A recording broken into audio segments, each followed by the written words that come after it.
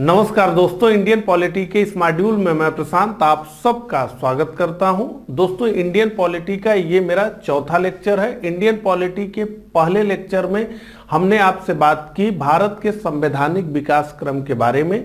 दूसरे लेक्चर में हमने बड़े विस्तार से समझा संविधान सभा को। तीसरे लेक्चर में हमने डिस्कस किया भारतीय राज्य व्यवस्था से जुड़ी हुई कुछ महत्वपूर्ण अवधारणाओं को, जैसे हमने समझा कि संविधान होता क्या है, संविधान का वर्गीकरण क्या होता है, अध्यक्षात्मक शासन प्रणाली क्या होती है, संसदीय शासन प्रणाली क्या होती है, और सबसे महत्वपूर्ण हमने शक्तियों के पृथक्करण सिद्धांत को भी समझा।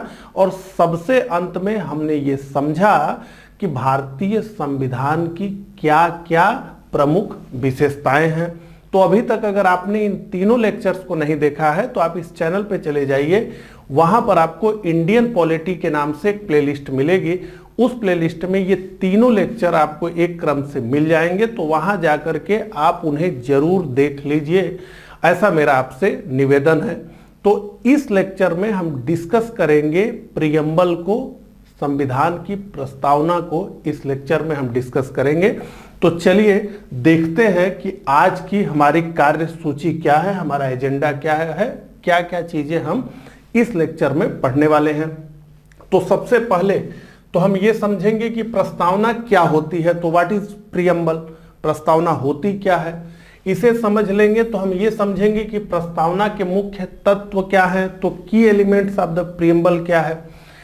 इसके बाद हम समझेंगे कि प्रस्तावना का महत्व क्या है, और सबसे अंत में हम ये समझेंगे प्रस्तावना से जुड़े हुए विवादों को कि क्या प्रस्तावना संविधान का अंग है अथवा नहीं, क्या प्रस्तावना में संशोधन किया जा सकता है अथवा नहीं, क्या प्रस्तावना न्याय योग्य है अथवा नहीं। तो इन प्रश्नों का उत्तर हम बड़े विस्तार से देखेंगे।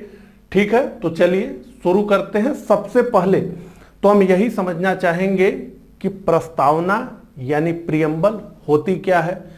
तो प्रियम्बलिस एक लैटिन शब्द से प्रियम्बल की उत्पत्ति बताई जाती है, और उस शब्द का अर्थ है टू गो बिफोर, यानी इंट्रोडक्शन यानी परिचय।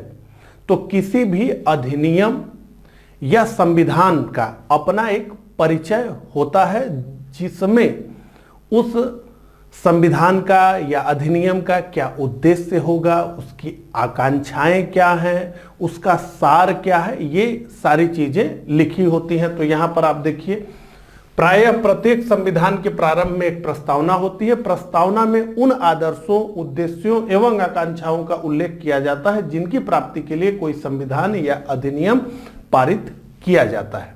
तो ये हमारी एक जो है परिभाषा हो गई। अब हम भारत के संविधान की बात करें तो भारतीय संविधान की प्रस्तावना में उन आदर्शों, मौलिक उद्देश्यों और लक्ष्यों का उल्लेख किया गया है जिनके आधार पर भविष्य के भारत का निर्माण किया जाना था। तो भारत की प्रस्तावना को विश्व की सबसे शानदार प्रस्तावना माना जाता है।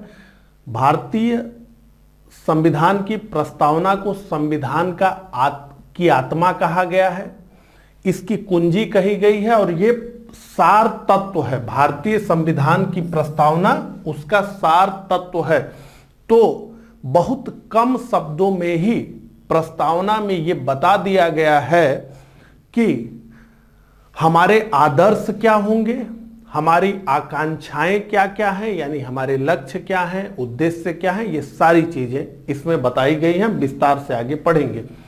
तो देखिए, भारतीय संविधान में प्रस्तावना का विचार अमेरिकी संविधान से लिया गया है। तो अमेरिका के संविधान हम जानते हैं कि पहला लिखित संविधान है दुनिया में, तो उस संविधान में प्रस्तावना थी अमेरिका के। ठीक है, तो वहीं से लिया गया है। लेकिन यहां जो है प्रीलिम्स के हिसाब से फैक्ट कि प्रस्तावना की जो भाषा है वो ऑस्ट्रेलियाई संविधान की प्रस्तावना से प्रभावित है। तो इस फैक्ट को आपको ध्यान रखना है।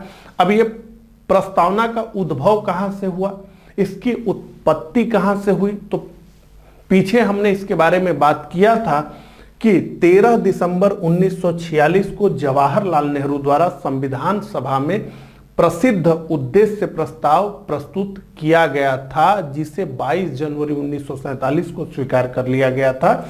और यही उद्देश्य प्रस्ताव भारतीय संविधान की प्रस्तावना का आधार बना। तो प्रस्तावना क्या होती है, प्रस्तावना की उत्पत्ति कहां से हुई भारतीय संविधान में, इसको हमने देखा। अब हम जो है आगे बढ़ेंगे तो देखिए, भारतीय संविधान की प्रस्तावना 4 मूल तत्वों को डिफाइन करती है। ठीक है, जैसे हमने देखा कि सार तत्व है, तो क्या क्या वो 4 मूल तत्व हैं जिनको कि भारत की प्रस्तावना डिफाइन करती है। ठीक है, तो संवैधानिक शक्ति का स्रोत क्या है, पहले तो ये बताती है। इसके अलावा राज्य या शासन व्यवस्था का स्वरूप क्या होगा, इसे आप कहीं पढ़ेंगे कि भारत की प्रकृति क्या होगी, तो सब एक ही शब्द है कि भारत की प्रकृति क्या होगी, या संविधान का स्वरूप क्या होगा। ठीक है, या राज्य या शासन व्यवस्था का स्वरूप क्या होगा।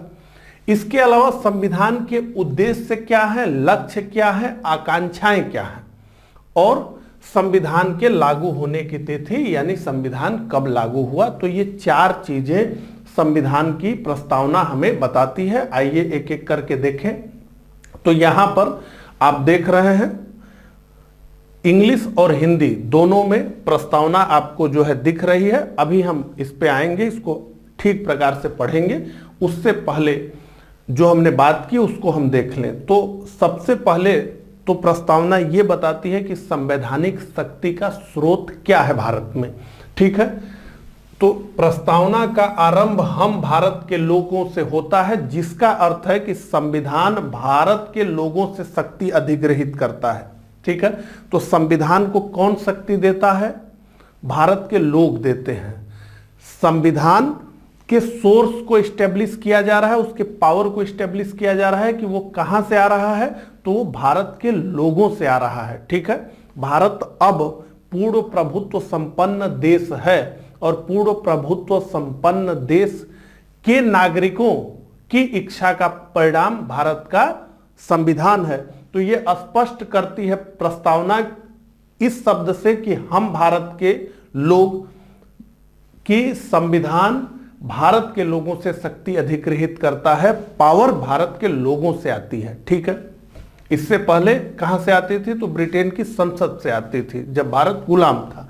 डॉक्टर अंबेडकर ने इस बारे में क्या कहा, तो इस प्रस्तावना में सभा के यानी संविधान सभा के सदस्य, क्योंकि यह इच्छा निहित है कि संविधान अपना आधार, अपनी शक्ति और अपनी संप्रभुता लोगों से प्राप्त करे। किससे प्राप्त करे, तो अपना आधार, अपनी शक्ति और अपनी संप्रभुता लोगों से प्राप्त करे। यहां पर आप देखें तो यहां पर लिखा है हम भारत के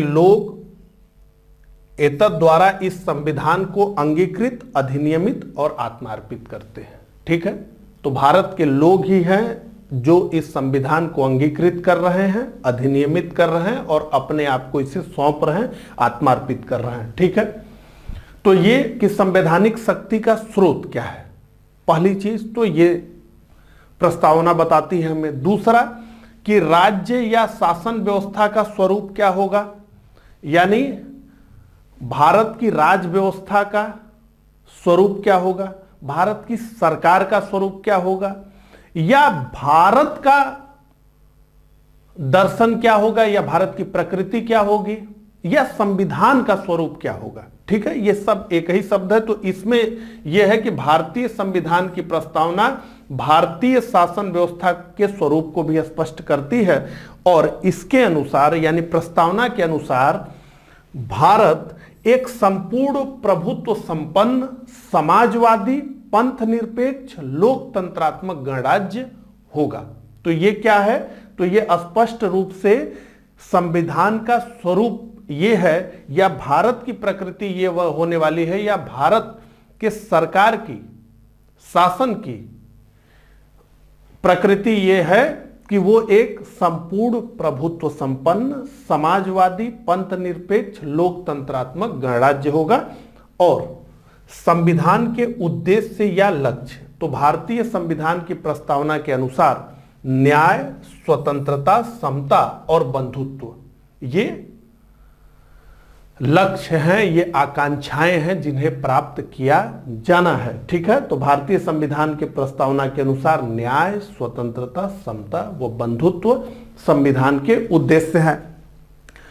तो एक संपूर्ण प्रभुत्व संपन्न समाजवादी पंथ निरपेक्ष लोकतंत्रात्मक गणराज्य ये स्वरूप है, भारत की प्रकृति है, संविधान का स्वरूप है। और ये क्या है? संविधान का उद्देश्य है, लक्ष्य है।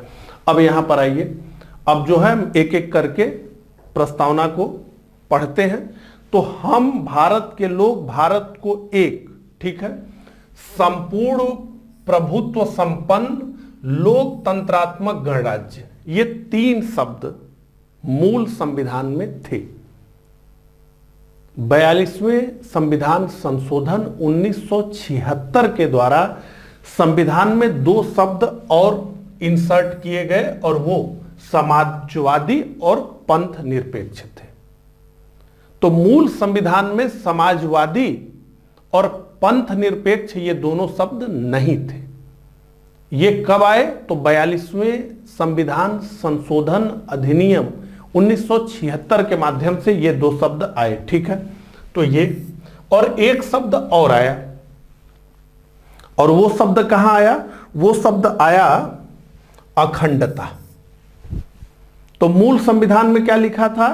संविधान की प्रस्तावना में राष्ट्र की एकता, उसमें जोड़ दिया गया एकता और अखंडता।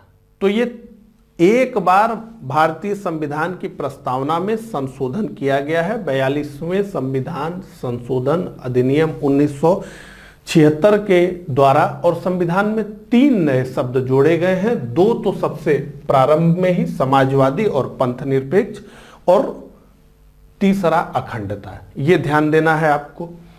तो संपूर्ण प्रभुत्व संपन्न समाजवादी पंथ निरपेक्ष लोकतंत्रात्मक गणराज्य ये आदर्श है, ये हमारे संविधान के आदर्श हैं। शासन व्यवस्था की प्रकृति क्या होगी ये हमें बताते हैं। अच्छा, न्याय, स्वतंत्रता, समता और बंधुता ये संविधान की आकांक्षाएं हैं, या संविधान का लक्ष्य है, या संविधान का उद्देश्य है। यह स्पष्ट रूप से समझ में आ गया। ठीक है, एक बार हम पढ़ लेते हैं और फिर जो है चीजों को समझते हुए आगे बढ़ेंगे। ये याद होना चाहिए हम सभी को, क्योंकि इससे बहुत घुमा फिरा करके शब्द पूछे जाते हैं, वो हम भी आगे देखेंगे। तो हम भारत के लोग भारत को एक संपूर्ण प्रभुत्व संपन्न समाजवादी पंथ निरपेक्ष लोकतंत्रात्मक गणराज्य बनाने के लिए तथा उसके समस्त नागरिकों को सामाजिक, आर्थिक और राजनीतिक न्याय, विचार, अभिव्यक्ति, विश्वास, धर्म और उपासना की स्वतंत्रता, प्रतिष्ठा और अवसर की समता प्राप्त कराने के लिए तथा उन सब में व्यक्ति की गरिमा और राष्ट्र की एकता और अखंडता सुनिश्चित करने वाली बंधुता बढ़ाने के लिए दृढ़ संकल्पित होकर अपनी संविधान सभा में आज तारीख 26 नवंबर 1949 ईस्वी मिति मार्गशीर्ष शुक्ल सप्तमी संवत 2006 विक्रमी। तो ऐसे भी दे देगा कि भारत का संविधान कब अंगीकृत किया गया, और उसमें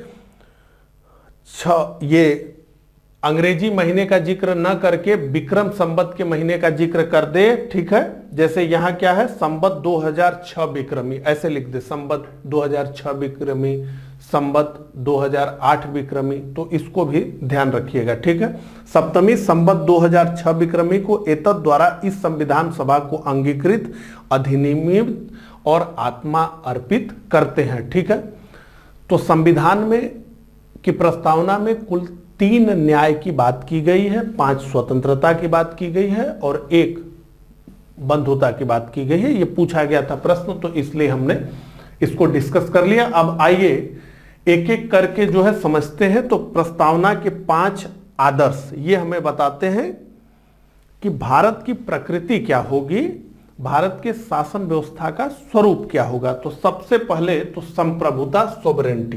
तो इसका क्या मतलब होता है? इसका मतलब यह होता है कि भारत न तो किसी सत्ता के ऊपर निर्भर है या उसकी दया पे निर्भर है, और न ही किसी देश का डोमिनियन है। तो भारत के पास क्या है? पूर्ण प्रभुत्व सत्ता है। तो अपने आंतरिक और बाह्य दोनों मामलों में निर्णय करने की शक्ति भारत के पास है। भारत किसी का डोमिनियन नहीं है। भारत अपने निर्णय लेने के लिए स्वयं उत्तरदायी है। उसे अपना निर्णय किसी से पूछ करके नहीं लेना है।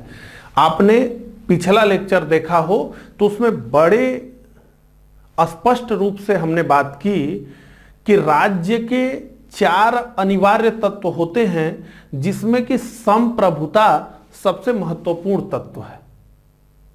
ठीक है, तो ये संप्रभुता की बात, भारत न तो किसी अन्य सत्ता पर निर्भर है और न ही किसी अन्य देश का डोमिनियन है, बल्कि उसके पास क्या है? सर्वोच्च सत्ता है। तो सबसे वरिष्ठ वही है, उससे ऊपर कोई नहीं है। ठीक है, दूसरा शब्द समाजवादी, सोशलिस्ट। तो जैसा कि आप भी जानते हैं कि समाजवाद, इस शब्द की बहुत अलग अलग व्याख्याएं की गई हैं। देश में कुछ ऐसी पार्टियां हैं जिनमें सारे बड़े पद परिवार के लोगों के पास हैं, सारे पोस्टर बॉय परिवार में ही हैं, लेकिन उनका नाम समाजवादी है। तो इसलिए बहुत अलग अलग परिभाषाएं समाजवाद की दी गई हैं, लेकिन एक सेंट्रल जो फिलॉसफी है, एक केंद्रीय जो परिभाषा है, वो ये कहती है कि उत्पादन और वितरण के साधनों पर सार्वजनिक अधिकार होगा, यानी सरकार का अधिकार होगा। तो जब हम समाजवाद की बात करते हैं तो हम बात करने लगते हैं साम्यवाद की, कम्युनिज्म की। तो सोशलिज्म का जो चरम रूप है वो कम्युनिज्म है। ठीक है, यानी साम्यवाद। तो जो केंद्रीय परिभाषा है समाजवाद की, वो ये है कि उत्पादन और वितरण के साधनों पर सरकारी नियंत्रण, यानी राज्य का अधिकार, जिसे कहते हैं कि जनता का अधिकार। लेकिन भारत ने जिस समाजवाद की बात की है, वो समाजवाद साम्यवाद से जुड़ा हुआ शब्द नहीं है, बल्कि इसे लोकतांत्रिक समाजवाद कहा गया है। तो भारतीय समाजवाद लोकतांत्रिक समाजवाद है, जिसका उद्देश्य यह बताया गया है कि गरीबी और अवसर की असमानता को समाप्त करना है। तो 42वें संविधान संशोधन अधिनियम 1976 द्वारा संविधान की प्रस्तावना में इसे जोड़ा गया और बहुत महत्वपूर्ण स्थान इसे दिया गया। सेकंड नंबर पे ये आता है, आप देखें यहां, हम भारत के लोग भारत को एक संपूर्ण प्रभुत्व संपन्न, उसके बाद दूसरा नंबर है। तो संपूर्ण प्रभुत्व संपन्न पहले नंबर पे है और दूसरे नंबर पे समाजवादी है। आप कहेंगे कि ये क्या बता रहे हैं? ऐसे प्रश्न पूछे जाएंगे आपसे कि ये 5 वर्ड दे दिए जाएंगे, कौन पहले कौन बाद में है, इस तरीके से भी प्रश्न पूछे जाते हैं। ठीक है, तो दूसरे नंबर पे इसे रखा गया है। 42वें संविधान संशोधन अधिनियम 1976 द्वारा इसको संविधान में जोड़ा गया। मूल संविधान में यह शब्द नहीं था, क्योंकि जो संविधान निर्माता थे वो स्पष्ट रूप से किसी खास विचारधारा की तरफ नहीं जाना चाहते थे, न ही वो किसी खास आर्थिक प्रणाली से भारत को सीमित करना चाहते थे। उन्होंने इसका जिक्र नहीं किया। तो इंदिरा गांधी की सरकार द्वारा इसे प्रस्तावना में जोड़ा गया। तीसरा शब्द है धर्मनिरपेक्षता। तो इसे भी 42वें संविधान संशोधन अधिनियम 1976 के द्वारा भारत के संविधान में जोड़ा गया। तो मूल संविधान में धर्मनिरपेक्षता, जिसका हिंदी में इंग्लिश सेकुलर है और जिसका हिंदी में अब अनुवाद पंथ निरपेक्षता किया जाता है, ये मूल संविधान में नहीं था। हालांकि संविधान का जो हमारे स्वरूप है वो पंथ निरपेक्ष स्वरूप ही है, वो धर्म निरपेक्ष स्वरूप ही है, लेकिन ऐसा लिखा नहीं कहीं गया था। लेकिन यह शब्द प्रस्तावना में स्पष्ट इंदिरा गांधी की सरकार ने जोड़वा दिया कि संविधान क्या होगा, पंथ निरपेक्ष होगा, धर्म निरपेक्ष होगा, सेकुलर होगा। ठीक है, तो धर्म निरपेक्षता से क्या तात्पर्य, हम क्या समझे? देखिए, भारत में धर्म निरपेक्षता ये एकदम अलग टॉपिक है। उसमें सबसे पहले तो धर्म की व्याख्या करनी होती है कि धर्म होता क्या है। कई लोग कर्तव्य को ही धर्म मानते हैं, ठीक है, लेकिन यहां जो धर्म की बात हो रही है वो धर्म वो है कि जो इस लोक से परलोक की बात करता हो, इहलोक की बात करता हो। ठीक है, यानी जो चीजें यहां दिखाई दे रही इससे परे कोई सत्ता है तो उसकी बात है। तो ये पूरा का पूरा एक लेक्चर है, हम यहां बस केवल जो है शार्ट में इसको समझना चाहेंगे। धर्म निरपेक्षता से तात्पर्य धर्म और राजनीति के अलगाव से है। इसका अर्थ है कि राज्य का कोई अपना धर्म नहीं होगा। तो आज के समय में विश्व में नास्तिक राज्य भी हैं, जैसे यूएसएसआर जब बना था क्रांति के बाद 1917 के, तो वहां पे धर्म को मानने की मनाही थी, क्योंकि मार्क्स ने स्पष्ट रूप से कहा था कि धर्म अफीम है, इससे जितना जल्दी हो सके निकलना है। तो वहां पर राज्य ने कहा कि किसी धर्म को मानना ही नहीं है, न तो सार्वजनिक जगह पे न तो व्यक्तिगत। तो ऐसे राज्य तो नास्तिक राज्य हो जाते हैं।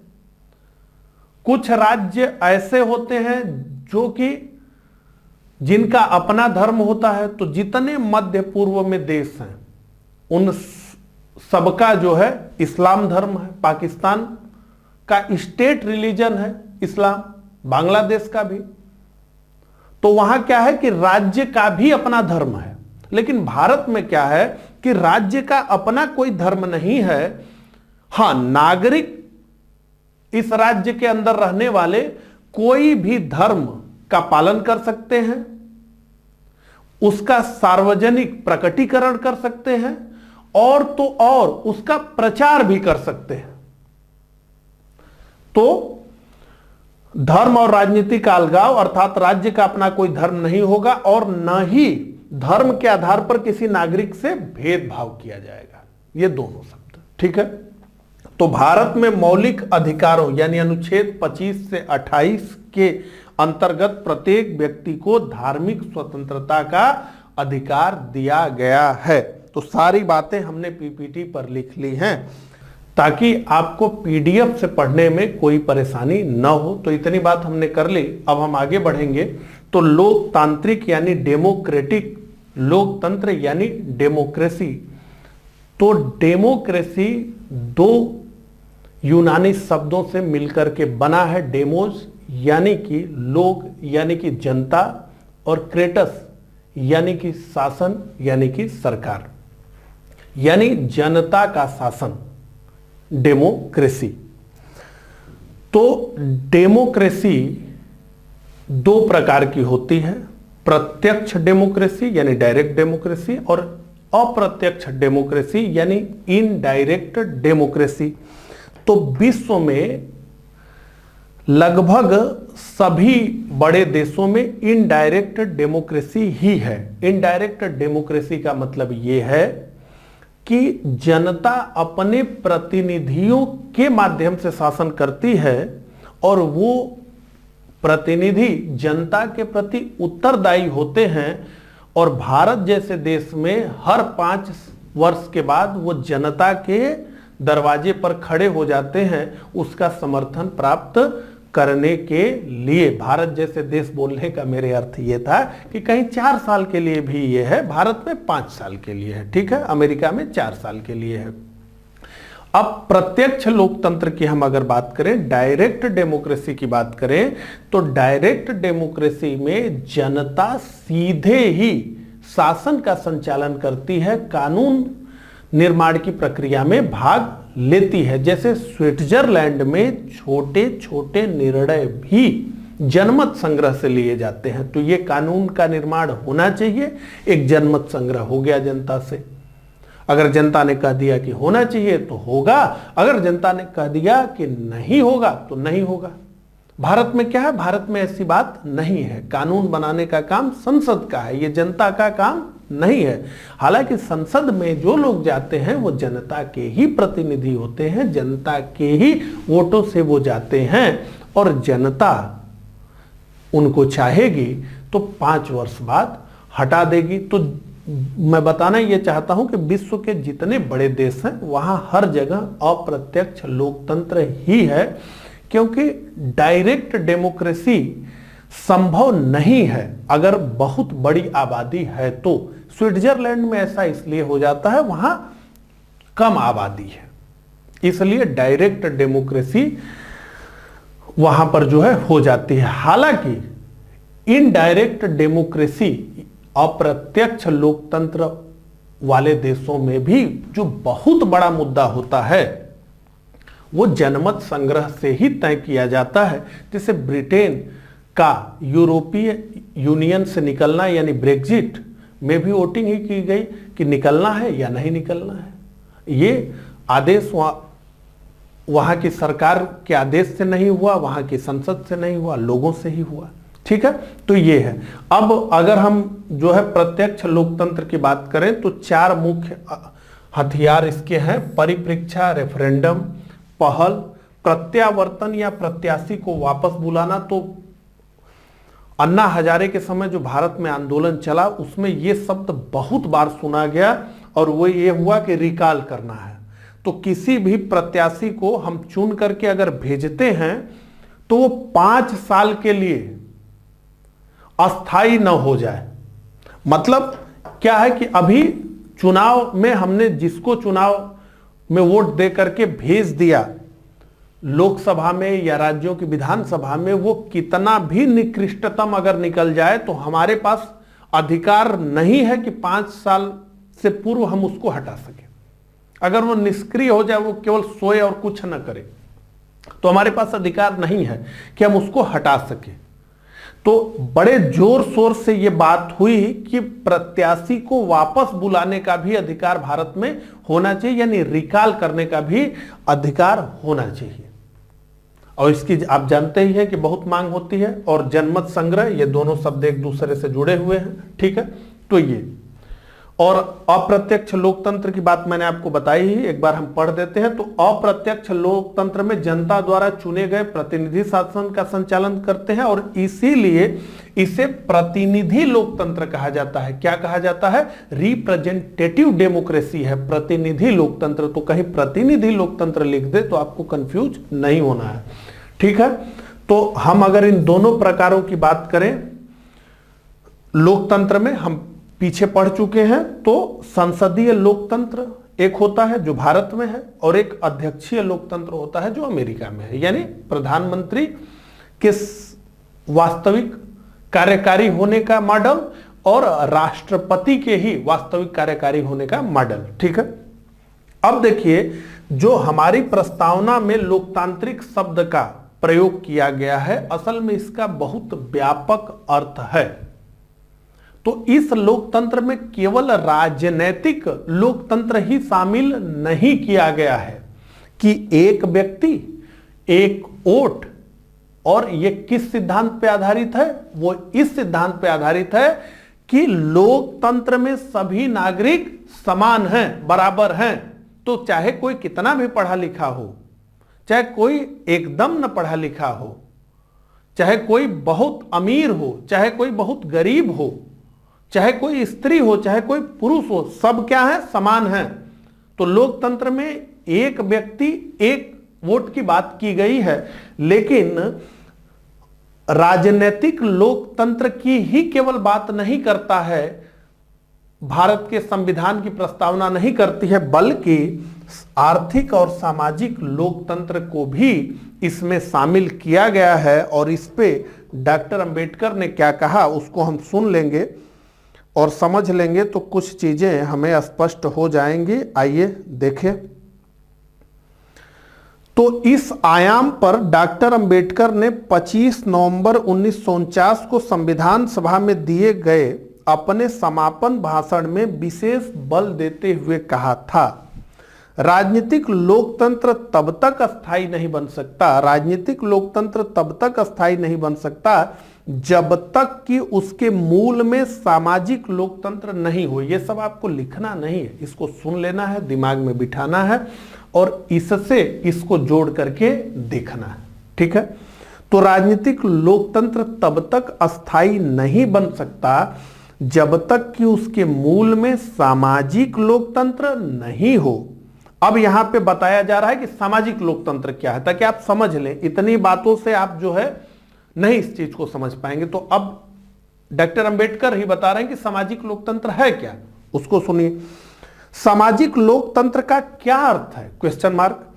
इसका अर्थ है वह जीवन शैली जो स्वाधीनता, समानता तथा भ्रातृत्व को मान्यता देती हो, स्वाधीनता, समानता और भ्रातृत्व के सिद्धांतों को अलग से एक त्रयी के रूप में नहीं देखा जाना चाहिए। ये आपस में मिलकर एक त्रयी की रचना इस अर्थ में करते हैं कि यदि इनमें से एक को भी अलग कर दिया जाए तो लोकतंत्र का उद्देश्य ही पराजित हो जाएगा। तो स्वाधीनता, समानता और बंधुत्व। ठीक है, स्वाधीनता को समानता से अलग नहीं किया जा सकता, स्वाधीनता को समानता से अलग नहीं किया जा सकता और समानता को स्वाधीनता से अलग नहीं किया जा सकता। उसी प्रकार स्वाधीनता और समानता को भ्रातृत्व या बंधुत्व से भी अलग नहीं किया जा सकता। समानता के अभाव में, अब देखिए, समानता के अभाव में स्वाधीनता से कुछ का आधिपत्य अनेक पर स्थापित होने की स्थिति बनेगी। इस लाइन को समझ लीजिए। समानता के अभाव में स्वाधीनता से, अगर समानता नहीं है समाज में, अमीर गरीब का भेद है, जातियों में भेद है, समरसता नहीं है, ऊंच नीच का व्यवहार है, अगर ये रहेगा और स्वाधीनता रहेगी तो कुछ लोग क्या हो जाएंगे, कुछ लोग ऊपर बैठ जाएंगे। तो स्वाधीनता से कुछ का आधिपत्य अनेक पर स्थापित होने की स्थिति बन जाएगी। तो कुछ अधिपति बन जाएंगे, सामंत बन जाएंगे और नीचे सब उनके जो है बातों को मानने वाले बन जाएंगे। समानता बिना स्वाधीनता के व्यक्तिक पहल अथवा उद्यम को समाप्त कर देगी। तो समानता तो है लेकिन स्वाधीनता नहीं है, तो फिर इससे भी व्यक्ति का जो है विकास नहीं हो पाएगा। तो इस बात को जो है आप ठीक प्रकार से समझ गए होंगे। ठीक है,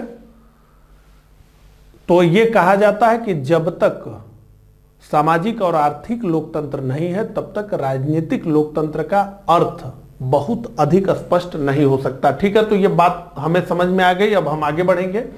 तो गण राज्य, देखिए, भारतीय संविधान में लोकतंत्र को लिख दिया गया, यानी जनता का शासन, जनता के लिए, जनता के द्वारा।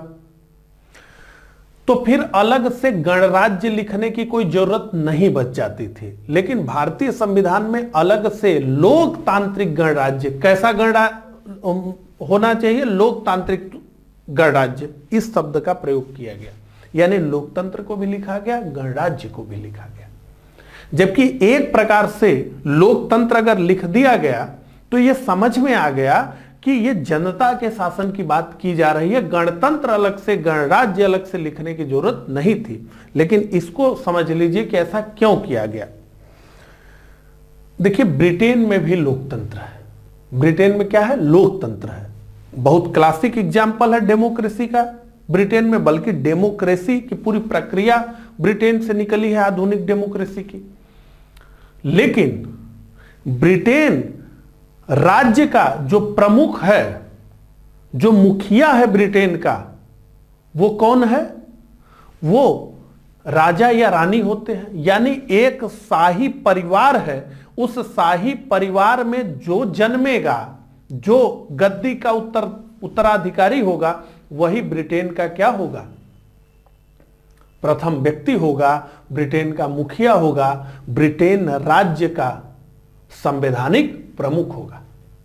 तो लोकतंत्र तो है, लेकिन वहां पर अभी भी जो राज्य का मुखिया है वो शाही है, वो राजा है या रानी है। तो सिद्धांत में सारी संप्रभुता उसी के पास है, सारी सॉवरेनिटी उसी के पास है। जापान में लोकतंत्र है, लेकिन राष्ट्र का प्रमुख कौन है? राजा है। जापान में भी राजशाही है। तो ऐसे देशों को हम क्या कहते हैं? संवैधानिक राजशाही। तो जापान को हम लोकतंत्र तो कहेंगे, लेकिन गणतंत्र नहीं कहेंगे। वो गणराज्य नहीं है, वो रिपब्लिक नहीं है। ब्रिटेन को हम लोकतंत्र तो कहेंगे, लेकिन हम उसे गणतंत्र नहीं कहेंगे, उसे हम रिपब्लिक नहीं कहेंगे, वो नहीं है। अब अमेरिका की बात करें तो अमेरिका में लोकतंत्र है, बिल्कुल है। क्या अमेरिका एक गणतंत्र है? बिल्कुल है। क्योंकि अमेरिका में जो राज्य का प्रमुख है वो जनता से चुन करके आता है, यानी अमेरिका का राष्ट्रपति जनता से चुन करके आता है। वो किसी शाही परिवार से नहीं आता, वो वंशानुगत नहीं होता, वो कोई राजा या रानी नहीं होता। तो गणतंत्र का जो बेसिक मतलब है वो केवल और केवल इतना है कि जो राज्य का प्रमुख होगा वो जनता से चुन करके आएगा। प्रत्यक्ष तरीके से आए जैसे अमेरिका, हालांकि अमेरिका में भी अप्रत्यक्ष है, लेकिन ठीक है, प्रत्यक्ष के ही तरह है, वो प्रत्यक्ष के ही समीप है अमेरिका के राष्ट्रपति का चुनाव। या अप्रत्यक्ष तरीके से भारत के राष्ट्रपति का चुनाव, तो प्रत्यक्ष या अप्रत्यक्ष तरीके से चुन करके ही जिस राज्य का प्रमुख आएगा वही राज्य क्या होगा? गणतंत्र होगा। यहां पे लिखा गया है। तो राज्य का प्रमुख न तो राजा होगा, न ही वंशानुगत होगा और न ही नामित होगा, बल्कि वह प्रत्यक्ष या अप्रत्यक्ष रूप से जनता से चुना जाएगा। तो भारत लोकतंत्र भी है और गणतंत्र भी है। ब्रिटेन लोकतंत्र है लेकिन गणतंत्र नहीं। जापान लोकतंत्र है लेकिन गणतंत्र नहीं। अमेरिका भी लोकतंत्र है और गणतंत्र है। ठीक है, तो यहां पर हमने क्या लिखा है उसको देख लें। विश्व में प्रचलित दो प्रकार की लोकतांत्रिक व्यवस्थाओं, यानी वंशानुगत और लोकतंत्र जिसकी बात हम कर रहे हैं, ठीक है, जो गणराज्य नहीं है, और लोकतंत्रीय गणतंत्र में से भारतीय संविधान के अंतर्गत लोकतंत्रीय गणतंत्र को अपनाया गया। तो लोकतंत्र ही लिख करके नहीं माना गया, बल्कि यह हुआ कि इसे गणतंत्र भी हमें लिखना है, तो इन दोनों शब्दों का प्रयोग किया गया। तो ये हमने जो है प्रस्तावना के 5 आदर्शों को समझा, प्रस्तावना के 5 आदर्शों को समझा। अब प्रस्तावना की आकांक्षाओं को, उसके उद्देश्यों को, उसके लक्ष्यों को एक एक करके हम समझेंगे। तो सबसे पहले तो हम न्याय की बात करेंगे। तो 3 प्रकार के न्याय की बात की गई है। कौन कौन सी भैया? तो सामाजिक न्याय, आर्थिक न्याय, राजनीतिक न्याय। ठीक है, तो सबसे पहले तो फैक्ट हम यहां से उठाएं। 1917 की रूसी क्रांति से यह लिया गया है क्या क्या? सामाजिक, आर्थिक और राजनीतिक न्याय। इसे कहां से लिया गया है? तो 1917 की रूसी क्रांति से इसे लिया गया है, जब जार वंश को उखाड़ करके फेंक दिया गया है। ठीक है, तो सामाजिक न्याय की क्या बात है? तो प्रत्येक व्यक्ति के साथ धर्म, जाति, रंग, लिंग के आधार पर भेदभाव रहित व्यवहार किया जाएगा। तो प्रत्येक व्यक्ति के साथ धर्म, जाति, रंग, लिंग के आधार पर भेदभाव रहित व्यवहार किया जाएगा। तो किसी के साथ भेदभाव नहीं किया जाएगा, यानी ये क्या है? सामाजिक न्याय है। अनुच्छेद 15 क्या कहता है? कि धर्म, जाति, लिंग, रंग के आधार पर भेदभाव का निषेध किया जाता है। ठीक है, तो ये विषय। आर्थिक न्याय, तो आर्थिक आधार पर किसी के साथ भेदभाव नहीं किया जाएगा। अमीर, गरीब, इस तरह का प्रत्येक व्यक्ति को आजीविका कमाने का समान अवसर प्राप्त हो तथा उसके कार्य के लिए उचित वेतन प्राप्त हो। तो सबको यह प्रयास किया जाएगा कि उसको कार्य मिले और उस कार्य के बदले उसको क्या मिले, तो उचित वेतन मिले। और सबसे महत्वपूर्ण कि आय की जो असमानता है, जो संपत्ति की असमानता है, उसको दूर करने का प्रयास किया जाएगा। तो आय की असमानता और संपत्ति की असमानता को दूर करने का प्रयास किया जाएगा और स्टेट एक वेलफेयर स्टेट की तरफ बढ़ेगा, लोक कल्याणकारी राज्य की तरफ जो है भारत बढ़ेगा।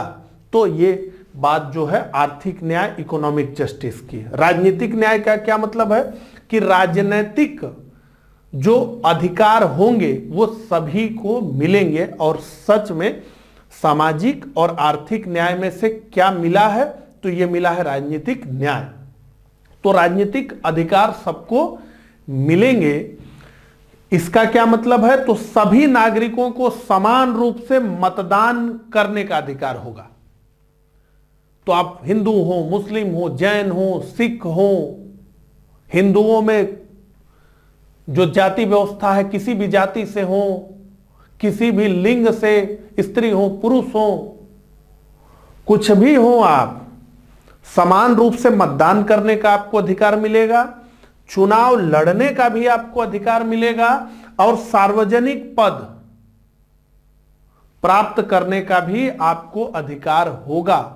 ये जो है राजनीतिक न्याय की बात हमने की। इस पे डॉक्टर अंबेडकर ने क्या कहा है उसको जो है सुन लीजिए एक बार। तो हम आगे बढ़ते हैं।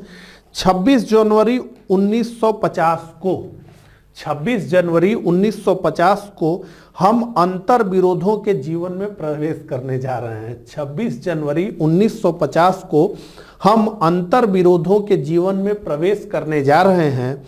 राजनीति में हमें समानता प्राप्त होगी। यह तो सबको मिल गया, सभी नागरिक समान रूप से मतदान करते हैं, कोई भी इस देश में चुनाव लड़ सकता है, कोई भी इस देश में सार्वजनिक पद धारण कर सकता है, तो विधायक बन सकता है, सांसद बन सकता है, मंत्री बन सकता है, सब कुछ बन सकता है। तो वही राजनीतिक लोकतंत्र तो संविधान के लागू होते के साथ ही मिल गई। राजनीतिक लोकतंत्र संविधान के लागू होते के साथ ही मिल गई, लेकिन सामाजिक और आर्थिक लोकतंत्र की बाट हम लोग अब भी जोह रहे हैं। उसी की बात जो है डॉक्टर भीमराव अंबेडकर कह रहे हैं। सुनिए, 26 जनवरी 1950 को हम अंतर विरोधों के जीवन में प्रवेश करने जा रहे हैं। राजनीति में हमें समानता प्राप्त होगी, राजनीति में हमें समानता प्राप्त होगी। अब राजनीति के तराजू पे तो सब बराबर हो गए, वोट देने में तो सब बराबर हो गए, चुनाव लड़ने में तो सब बराबर हो गए। राजनीति में हमें समानता प्राप्त होगी, पर सामाजिक तथा आर्थिक जीवन में हमें समानता प्राप्त नहीं होगी। अंतर विरोधों के जीवन में प्रवेश करने जा रहे हैं। राजनीति में समानता होगी, किंतु सामाजिक तथा आर्थिक जीवन में हमें समानता प्राप्त नहीं होगी। राजनीति में हम एक व्यक्ति एक वोट और एक वोट एक मूल्य सिद्धांत को मान्यता देंगे। राजनीति में हम एक व्यक्ति एक वोट और एक वोट एक मूल्य सिद्धांत को मान्यता देंगे, यानी राजनीति के पैरामीटर में सारे लोग बराबर हैं, देंगे। हमारे सामाजिक तथा धार्मिक जीवन में हम हमारे सामाजिक तथा आर्थिक ढांचे के कारण एक व्यक्ति एक मूल्य के सिद्धांत को नकारते रहेंगे। ये सब मैं इसलिए पढ़ करके आपको सुनाता हूं भैया, ताकि जो है आप चीजों को ठीक प्रकार से समझ पाएं। तो अनुच्छेद 325-26 में ये बातें लिखी गई हैं। 326 बात करता है वयस्क मताधिकार की, 325 क्या बात करता है कि धर्म, जाति, लिंग, आधार, इन सब आधारों पर किसी को भी निर्वाचन नामावली में नाम दर्ज करने से मना नहीं किया जाएगा। तो स्वतंत्रता शब्द आ गया, लिबर्टी। तो स्वतंत्रता यानी लिबर्टी, ये जो है एक लैटिन शब्द लीबर से बना है, जिसका मतलब होता है बंधन से मुक्ति, दासता से मुक्ति, निरंकुशता से मुक्ति। तो स्वतंत्रता का अर्थ है व्यक्ति पर बाध्यकारी तथा बाहरी प्रतिबंधों का अभाव तथा उसे संपूर्ण विकास के लिए अवसर उपलब्ध कराना। भारतीय संविधान की प्रस्तावना किस किस स्वतंत्रता की बात करती है? तो विचार की स्वतंत्रता, अभिव्यक्ति की स्वतंत्रता, विश्वास की स्वतंत्रता, धर्म की स्वतंत्रता और उपासना की स्वतंत्रता की घोषणा करती है। मूल अधिकारों के माध्यम से इन्हें क्या किया गया है? सुनिश्चित किया गया है। तो अनुच्छेद 19 में स्पष्ट रूप से वाक एवं अभिव्यक्ति की स्वतंत्रता का वर्णन किया गया है। अनुच्छेद 25 से 28 के बीच में धर्म और उपासना, धार्मिक स्वतंत्रता की बात की गई है। ठीक है, तो अनुच्छेद 19 में नागरिक स्वतंत्रता तथा अनुच्छेद 25 से 28 में धार्मिक स्वतंत्रता का वर्णन किया गया है। अब हम जो है आगे बढ़ते हैं, समता, इक्वलिटी की बात करते हैं। तो समाज के किसी भी वर्ग के लिए विशेषाधिकारों की अनुपस्थिति और बिना किसी भेदभाव के हर व्यक्ति को समान अवसर प्रदान करना। तो समानता ये कहता है कि भारत में कोई व्यक्ति ना तो प्रथम होगा और न ही कोई व्यक्ति द्वितीय होगा और न ही कोई व्यक्ति प्रथम से ऊपर होगा। भारत में कोई व्यक्ति प्रथम नहीं होगा और न ही कोई व्यक्ति द्वितीय होगा और न ही कोई प्रथम से ऊपर होगा और न ही कोई द्वितीय से नीचे होगा। यानी सब क्या होंगे? सब बराबर होंगे। ये मामला है समानता का। तो समाज के किसी भी वर्ग के लिए विशेषाधिकार की अनुपस्थिति, तो किसी को कोई विशेषाधिकार नहीं दिया जाएगा, सब समान होंगे। ठीक है, बिना किसी भेदभाव के हर व्यक्ति को समान अवसर प्रदान करना भी है।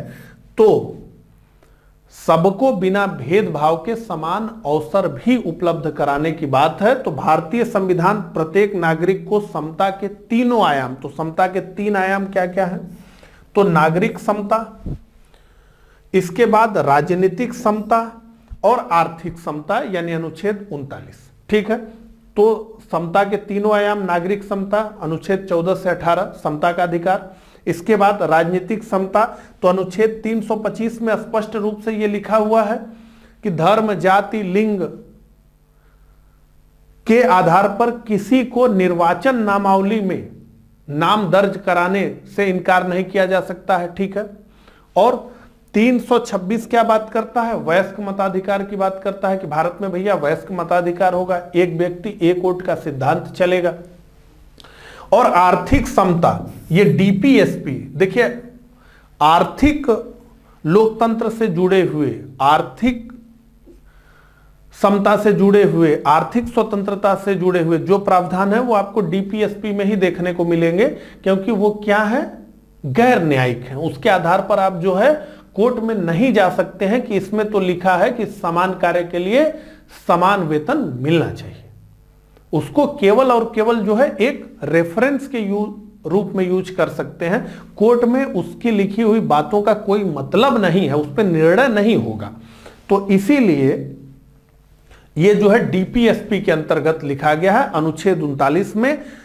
इस लेक्चर के समाप्त होने के बाद अनुच्छेद 39 को ठीक प्रकार से पढ़िएगा और देखिएगा कि वो क्या क्या चीजें जो है बताता है। ठीक है, तो ये बात हमने की। अब बंधुत्व की बात हम करते हैं, फ्रेटर्निटी की बात करते हैं। तो इसका शाब्दिक अर्थ क्या है? तो भाईचारे की भावना। बंधुत्व का सीधा सा मतलब यह है कि भाईचारे की भावना। ठीक है, तो प्रस्तावना के अनुसार हमारी प्रस्तावना क्या कहती है कि बंधुत्व में 2 बातों को सुनिश्चित करना होगा। बंधुत्व में 2 बातों को सुनिश्चित करना होगा। पहला, व्यक्ति का सम्मान और दूसरा, देश की एकता और अखंडता। पहला, व्यक्ति का सम्मान या व्यक्ति की गरिमा और दूसरा, देश की एकता और अखंडता। डॉक्टर अंबेडकर ने क्या कहा? डॉक्टर अंबेडकर के शब्दों में बंधुता का अर्थ सभी भारतीयों के सर्व सामान्य भाईचारे की, सभी भारतीयों के एक होने की भावना है और यही सिद्धांत सामाजिक जीवन को एकता तथा अखंडता प्रदान करता है तो केवल जो है राजनीतिक से नहीं हो पाएगा, जब तक जो है सामाजिक बदलाव नहीं होगा। ठीक है, तो सामाजिक जीवन को एकता तथा अखंडता प्रदान करना, और जब तक समाज एकता के सूत्र में नहीं बंधेगा तब तक राष्ट्र अखंड नहीं हो सकता है, उसको टूटने का खतरा बना रहेगा। जब सारे लोगों में समता होगी, एक राष्ट्र का भाव आएगा, तो राष्ट्र की भी अखंडता में क्या होगी, वृद्धि होगी। तो अब यहां पे स्वतंत्रता यानी लिबर्टी, समता यानी इक्वलिटी, और बंधुत्व यानी फर्टिनिटी, ये कहां से लिया गया है, ये फ्रांस की क्रांति से लिया गया है। ठीक है, ये फ्रांस की क्रांति से लिया गया है। अब हम बात करें, इसमें व्यक्ति की गरिमा की बात आई है, डिग्निटी ऑफ इंडिविजुअल, तो व्यक्ति की गरिमा क्या है उसको भी हम समझ लें। तो प्रारूप समिति के सदस्य के.एम. मुंशी के शब्दों में व्यक्ति के गौरव का अर्थ यह है कि संविधान न केवल वास्तविक रूप से भलाई तथा लोकतांत्रिक तंत्र की मौजूदगी सुरक्षित करता है व्यक्तियों के लिए, बल्कि यह भी मानता है कि हर व्यक्ति का व्यक्तित्व क्या है, पवित्र है। तो व्यक्ति की गरिमा, डिग्निटी ऑफ इंडिविजुअल को भी हमारा संविधान सुरक्षित रखता है। प्रस्तावना में इसकी बात की गई है। राष्ट्र की एकता और अखंडता यानी unity and integrity of the nation, तो 42वें संविधान संशोधन अधिनियम 1976 द्वारा प्रस्तावना में अखंडता शब्द को भी जोड़ा गया। मूल प्रस्तावना में केवल एकता शब्द का उल्लेख किया गया था, लेकिन इंदिरा गांधी की सरकार ने इसमें एक शब्द को और जोड़ दिया, एकता और अखंडता, अब ये शब्द हो गया। ठीक है, मौलिक कर्तव्यों में भी ये लिखा हुआ है कि भारत की संप्रभुता, एकता और अखंडता को अक्षुण्ण रखने का जो है कार्य करें। ठीक है, उसकी रक्षा करें। तो व्यक्ति की गरिमा और राष्ट्र की एकता और अखंडता। अब जो है हम आ गए प्रस्तावना का महत्व समझने के लिए। तो प्रस्तावना का महत्व क्या है, इसको हम ठीक प्रकार से अब समझना चाहते हैं। ठीक है, और अगर इसके लिए ठीक शब्द मैं उपयोग करूं तो इसकी उपयोगिता क्या है उसे अब हम समझेंगे। तो संविधान की प्रस्तावना को संविधान की कुंजी कहा जाता है। संविधान की प्रस्तावना क्या है, संविधान की कुंजी है, और यह संविधान के विस्तृत विवरण का संक्षिप्त सारांश है। तो जो भी आधारभूत बातें संविधान में लिखी गई हैं उसे आप प्रस्तावना को पढ़ करके समझ सकते हैं। तो प्रस्तावना संविधान की कुंजी है। न्यायमूर्ति हिदायतुल्लाह ने यह कहा कि संविधान की प्रस्तावना संविधान की मूल आत्मा है। तो संविधान की प्रस्तावना संविधान का सार है, उसकी कुंजी है, और यह विस्तृत विवरण का जो संविधान में विस्तार पूर्वक एक एक अनुच्छेदों को लिखा गया है उसका एक सारांश है।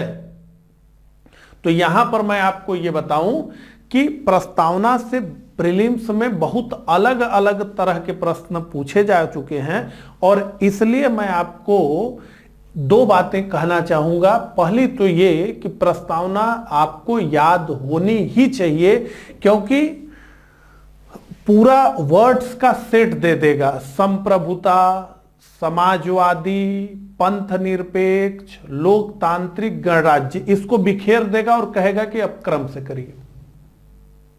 तो बहुत तरीके का, तो पहले तो प्रस्तावना याद होनी चाहिए, ठीक प्रकार से याद होनी चाहिए।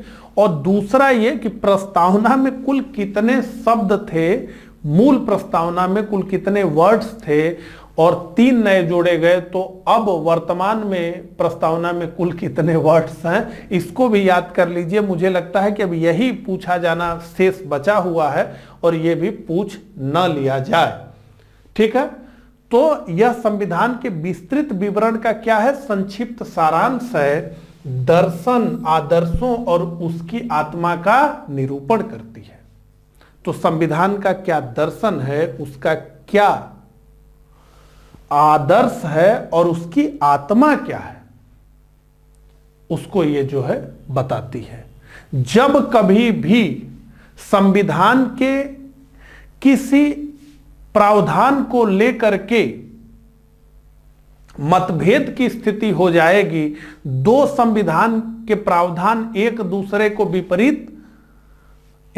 के विपरीत खड़े हो जाएंगे, या संविधान की भाषा संदिग्ध लगेगी, समझ में नहीं आएगा कि संविधान का यह प्रावधान कहना क्या चाहता है, तो एक बार प्रस्तावना को खोला जाएगा, उसे देखा जाएगा कि आखिर प्रस्तावना में क्या लिखा गया है और उसके हिसाब से जो है निर्णय लिया जाएगा। क्यों? क्योंकि संविधान निर्माताओं की सोच का प्रतिबिंब है संविधान की प्रस्तावना।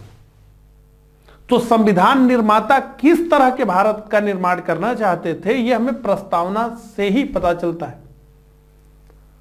तो प्रस्तावना जहां संविधान की भाषा संदिग्ध है, समझ में नहीं आ रहा है, अस्पष्टता है, वहां पर प्रस्तावना जो है निर्णय प्रक्रिया में मदद का कार्य करती है। इसमें राजनीतिक, धार्मिक व नैतिक मूल्यों का उल्लेख है जो हमारे संविधान के आधार हैं। सर अलादि कृष्ण स्वामी अय्यर के शब्दों में हम कहें, यह सब सीधे सीधे प्रीलिम्स में पूछा जाता है कि संविधान की प्रस्तावना हमारे दीर्घकालिक सपनों का विचार है। किसने कहा? संविधान की प्रस्तावना संविधान की आत्मा है, किसने कहा?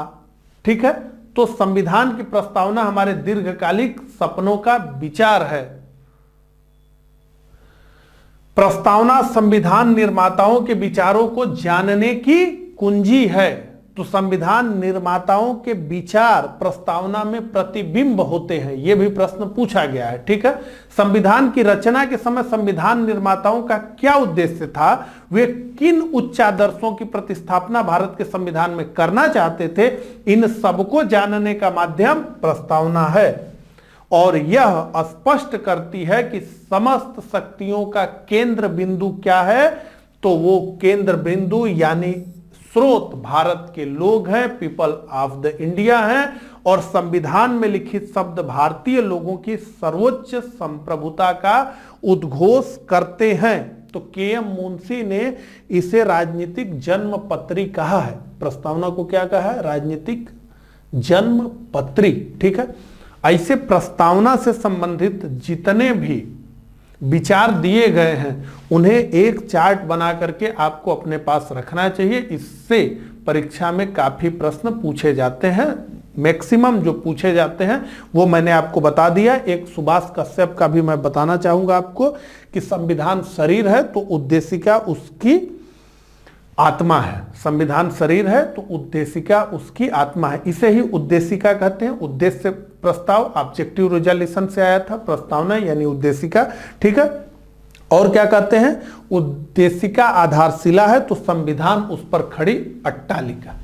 ठीक है, अब निष्कर्ष पर हम आते हैं। हमने जो भी पढ़ा उसका क्या निष्कर्ष है? कुल मिलाकर के हम जब ये कहते हैं कि प्रस्तावना में संविधान निर्माताओं के विचार प्रतिबिंबित होते हैं, तो प्रस्तावना के हिसाब से प्रस्तावना का संपूर्ण निर्वचन करने के बाद हम किन मुख्य आधारों को निकाल सकते हैं? संप्रभुता की बात की गई है, तंत्रात्मक गणराज्य की बात की गई है, न्याय की बात की गई है, समता की बात की गई है, स्वतंत्रता की बात की गई है, बंधुता की बात की गई है। इन सबको हम पढ़ने के बाद हम कुल मिलाकर के किस प्रकार से दो लाइनों में इसे कह सकते हैं। ठीक है, यह भी एक कला है। देखिए, जब आप पढ़ते हुए चले तो चाहे वो प्रीलिम्स हो या मेंस हो या नोट्स बनाने की बात हो, कुछ भी हो, जब बहुत सारी चीजों को जोड़ करके आप पढ़ लेते हैं तो उसका कंक्लूजन निकालने आना चाहिए। ठीक है, अब मैं इसको पढ़ रहा हूं, कमेंट करके आप जरूर बताइएगा कि आपको मतलब क्या लगा कि ये ठीक प्रकार से सारी बातें कह दी गई हैं, सारी बातें इसमें समझा दी गई हैं। कमेंट करके जरूर बताइएगा। आप लोग कमेंट बहुत कम करते हैं। भारतीय संविधान की प्रस्तावना का लक्ष्य ऐसी राजनीतिक और सामाजिक व्यवस्था बनाना है भारतीय संविधान की प्रस्तावना का लक्ष्य ऐसी राजनीतिक और सामाजिक व्यवस्था बनाना है, ठीक है, हम लक्ष्यों की बात कर रहे हैं, जहां जनता क्या हो, संप्रभु हो। तो संप्रभुता किसके हाथ में हो, जनता के हाथ में हो। संप्रभु कौन है, जनता है। और क्या है, शासन निर्वाचित हो, यानी लोकतंत्र हो। शासन क्या हो, निर्वाचित हो, लोकतांत्रिक गणराज्य हो। शासन निर्वाचित होना चाहिए और उत्तरदायी होना चाहिए, क्योंकि प्रतिनिधि शासन ही है भारत में, प्रतिनिधि लोकतंत्र है। तो जनता तो शासन करने वाली नहीं है, जनता के प्रतिनिधि शासन करने वाले हैं।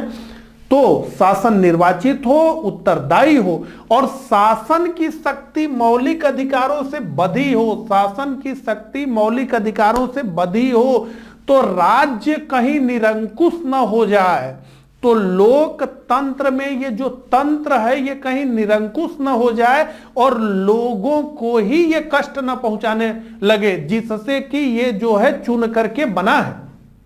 तंत्र लोक से ही बना है, लेकिन तंत्र अगर निरंकुश हो जाएगा तो लोक की स्वतंत्रता खतरे में पड़ जाएगी। और ऐसे में शासन की शक्ति मौलिक अधिकारों से बधी हो, तो स्टेट पर अंकुश लगाते हो मौलिक अधिकार, ताकि स्टेट सर्वशक्तिमान सर्वाधिकारी न हो जाए और स्त्री को पुरुष और पुरुष को स्त्री न बनाने लगे। ठीक है, तो शासन की शक्ति मौलिक अधिकारों से बंधी हो, जनता को अपने विकास और का उचित और समान अवसर मिले, जिससे जनता अपना विकास कर ले, आर्थिक, सामाजिक, राजनीतिक न्याय। तो इस प्रकार से ये जो है हमने निष्कर्ष निकाला, जो प्रस्तावना के लक्ष्य है, जो उसकी आकांक्षाएं हैं उससे। ठीक है, अब जो है हमने प्रस्तावना के एक चरण को पूरा पढ़ लिया।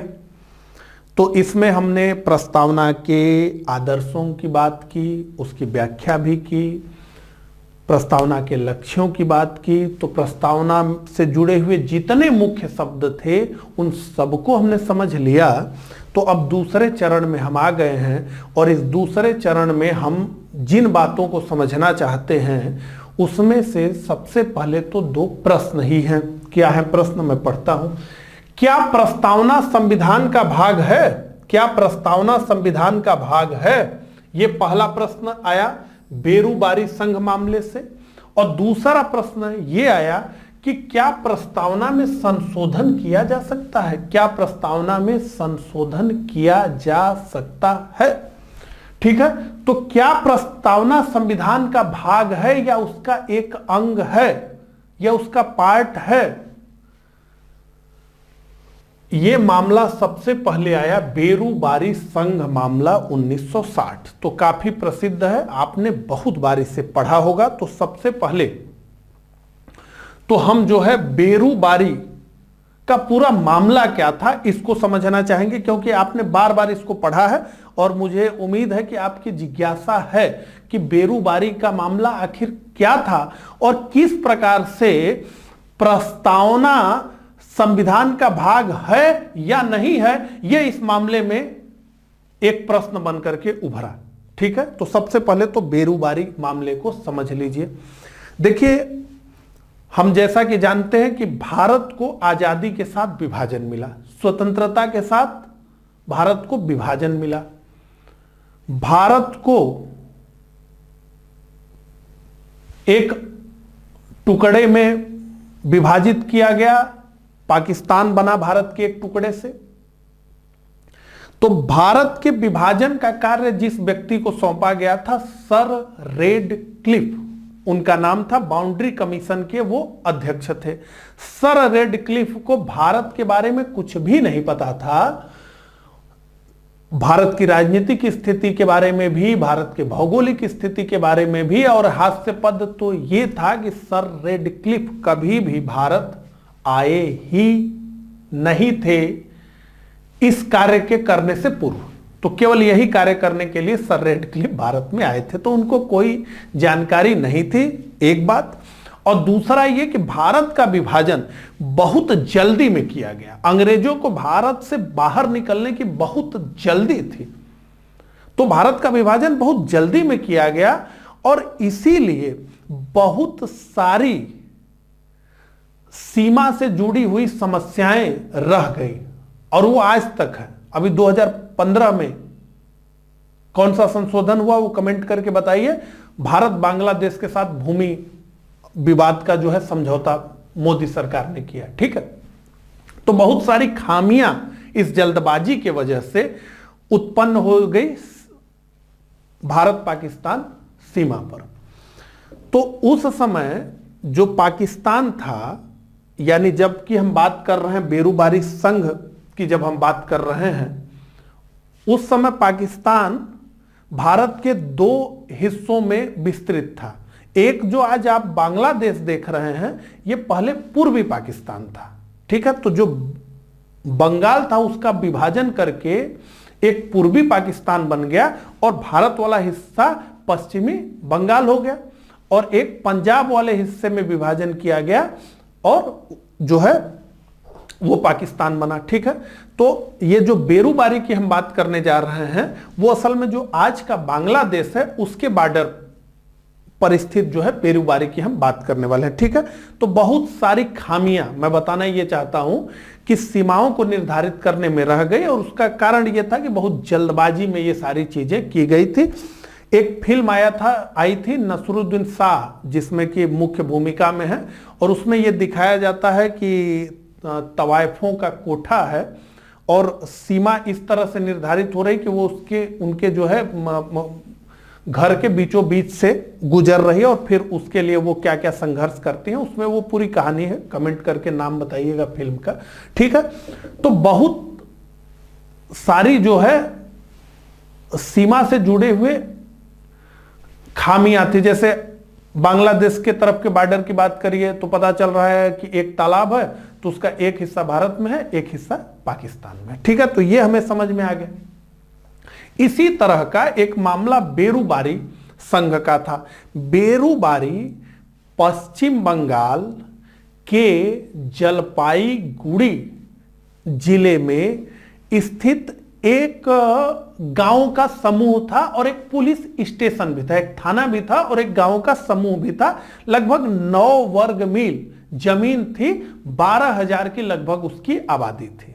तो पश्चिम बंगाल के जलपाईगुड़ी डिस्ट्रिक्ट के में ये बेरूबारी संघ था, एक गांव का समूह, पुलिस स्टेशन भी ये था और ये आज के बांग्लादेश के एकदम बॉर्डर के करीब था, एकदम बॉर्डर के करीब था। यानी पूर्वी पाकिस्तान के, उस समय के पूर्वी पाकिस्तान के ये एकदम जो है बॉर्डर पर स्थित था।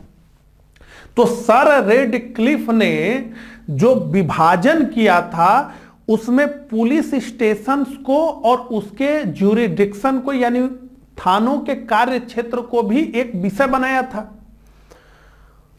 और उस लिहाज से जो बेरूबारी था उसे जो है भारत का हिस्सा माना गया। बेरूबारी को किसका हिस्सा माना गया? भारत का हिस्सा माना गया। लेकिन कहते ये हैं कि जो ऑफिशियल डॉक्यूमेंट था उस पर इस बात का जिक्र नहीं किया गया कि बेरूबारी कहां है। दिया तो भारत को गया लेकिन यह लिखित में नहीं हो पाया, यह मिस्टेक हो गई। और 1952 से ही पाकिस्तान यह मांग करने लगा कि बेरूबारी उसको चाहिए। तो जैसा कि हम जानते हैं कि भारत और पाकिस्तान का विभाजन इसी आधार पर हुआ था कि जो मुस्लिम बहुल इलाके हैं वो पाकिस्तान में चले जाएंगे और बेरूबारी में मुस्लिम संख्या भी थी अधिक, एक बात यह भी था। और जो उसकी भौगोलिक स्थिति दिख रही थी उसके हिसाब से यह दिख रहा था कि यह पूर्वी पाकिस्तान का हिस्सा ही होना चाहिए। तो बातचीत होने लगी डिप्लोमेट्स की और इसी के साथ यह तय किया गया कि यह जो बेरूबारी संघ का दक्षिणी हिस्सा है, लगभग आधा बेरूबारी, यह पाकिस्तान को दिया जाएगा और जलपाईगुड़ी डिस्ट्रिक्ट के जो सीमावर्ती क्षेत्र थे पूर्वी पाकिस्तान से जो लगते थे उसमें भी कई जो है सीमाई खामियां थी, बहुत सारी परेशानियां थी। तो किसी का घर भारत में है तो उसका जो द्वार है वो पाकिस्तान में, इस तरह की जो खामियां थी उसको भी ये तय किया गया कि इसी के साथ सुलझा लिया जाए। तो एक समझौता हुआ, नेहरू नून एग्रीमेंट। फिरोज शाह नून प्रधानमंत्री थे पाकिस्तान के और पंडित जवाहरलाल नेहरू भारत के प्रधानमंत्री थे। तो इन दोनों लोगों के बीच 1958 में एक समझौता हुआ, नेहरू नून समझौता। इस नेहरू नून समझौते में बेरूबारी का आधा हिस्सा पाकिस्तान को दे दिया गया और जो कुछ सीमावर्ती खामियां थी सीमाओं में उसको भी ठीक किया गया। कुछ पाकिस्तान के भी भाग भारत में आए, भारत का भी भाग पाकिस्तान में गया, लेकिन ओवरऑल अगर कहें तो भारत का नुकसान हुआ था। भारत का ज्यादा भूभाग पाकिस्तान में चला गया, पाकिस्तान का कम भूभाग हमें मिला। तो जैसे ही ये हुआ वैसे ही पश्चिम बंगाल की जो सरकार थी वो नाराज हो गई। पश्चिम बंगाल के सरकार का ये कहना था कि हम अपने भूभाग को, यानी पश्चिम बंगाल के भूभाग को क्यों पाकिस्तान को सौंप दें।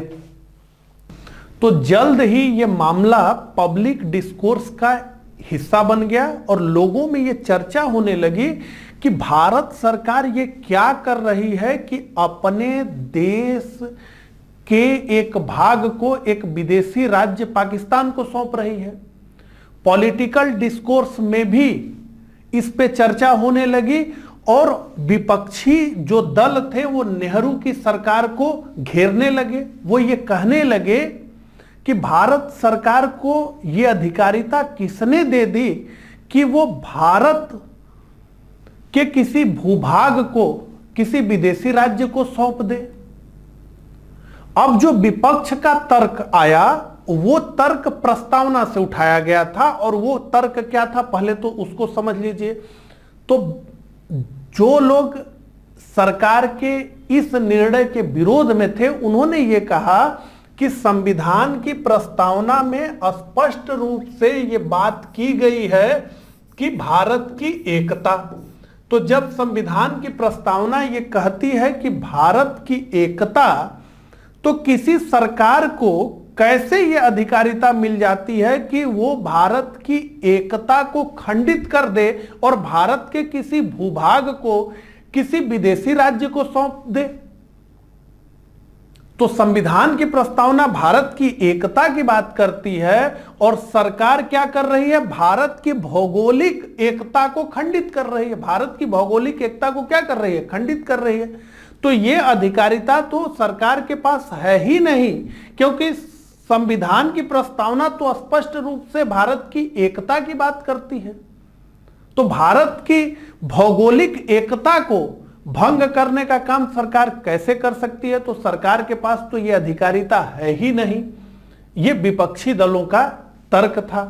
अब सरकार के पक्ष से जो तर्क गया वो भी प्रस्तावना से ही निकला। अब यह मामला कैसे प्रस्तावना से जुड़ रहा है उसको समझिए। तो यह भी प्रस्तावना से ही जुड़ा हुआ था और इसमें यह कहा गया कि उसी संविधान की प्रस्तावना जिसमें भारत की एकता की बात की गई है, उसी संविधान की प्रस्तावना में संप्रभुता की भी बात है कि भारत की जो सरकार है वो संप्रभु सरकार है। वो आंतरिक और बाह्य निर्णय लेने के लिए पूर्णतया स्वतंत्र है और ऐसे में एक सोवेरेन जो गवर्नमेंट है वो इस तरह का निर्णय ले सकती है। वो भारत के किसी क्षेत्र को किसी विदेशी राज्य को सौंप भी सकती है और किसी विदेशी राज्य के क्षेत्र को भारत में मिला भी सकती है।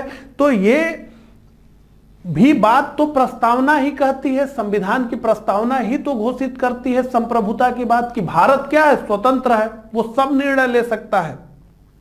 तो कहने का मतलब है कि जो दोनों तर्क इस एग्रीमेंट के, नेहरू नून एग्रीमेंट के पक्ष और विपक्ष में इस्टेब्लिश किए गए, वो दोनों आर्गुमेंट कहां से उठाए गए थे, वो संविधान की प्रस्तावना से उठाए गए थे। यहां एक बात और ध्यान रखिए कि अखंडता तो बाद में जोड़ा गया, ये 1958 से 60 के बीच के मामले को हम समझ रहे हैं।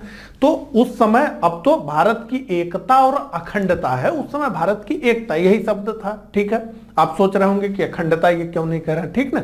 तो दोनों के दोनों तर्क जो इस्टेब्लिश किए गए इस एग्रीमेंट के पक्ष और विपक्ष में, वो दोनों के दोनों तर्क कहां से लिए गए, उनका सोर्स क्या था, तो संविधान की प्रस्तावना उनका सोर्स था। ठीक है, तो अब जब यह मामला बहुत बढ़ गया तो उस समय के तत्कालीन भारत के राष्ट्रपति डॉक्टर राजेंद्र प्रसाद ने अनुच्छेद 143 द्वारा प्रदत्त अपनी शक्तियों का प्रयोग करते हुए, क्या है अनुच्छेद 143 में, अनुच्छेद 143 में है राष्ट्रपति का सुप्रीम कोर्ट से परामर्श करने की अधिकारिता। तो अनुच्छेद 143 द्वारा प्रदत्त शक्तियों का प्रयोग करते हुए भारत के तत्कालीन राष्ट्रपति डॉक्टर राजेंद्र प्रसाद ने सुप्रीम कोर्ट से कुछ प्रश्न पूछे।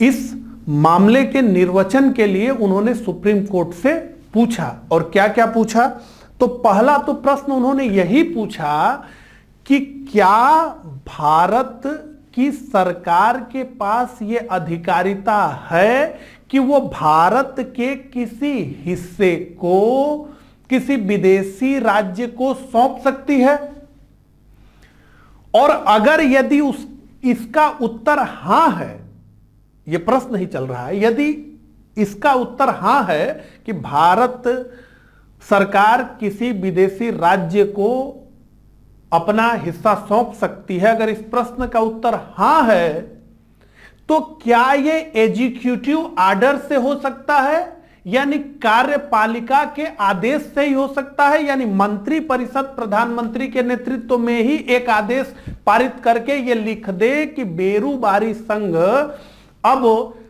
पूर्वी पाकिस्तान का हिस्सा हो गया है, एक पब्लिक आर्डर निकाल दे, इसी से हो जाएगा।